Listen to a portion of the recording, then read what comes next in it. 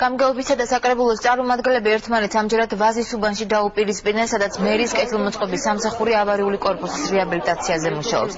ისნის გამგებლის ინფორმაციით, ეს სამუშაოები ამხანაგობების პროგრამის ფარგლებში უნდა დაფინანსებულიყო, თუმცა საკრებულოს გადაწყვეტილების გამო დაფინანსების შეწყვეტის შესახებ სამუშაოების ჩატარება ვერ მოხერხდა. მოგვიანებით ადგილზე საკრებულოს წევრი ნიკოლოზ ხაჩრიშვილი მივიდა, რომელმაც მერის წარმომადგენლების სიცრუეში დაადანაშაულა. Am საკითხების პოლიტიზირება, am საკითხების თეატრალიზება, am საკითხებით კამერებით, am საკითხებით მოსახლეობასთან ტყუილების ფიქრობ საქმეს არ გააკეთებს.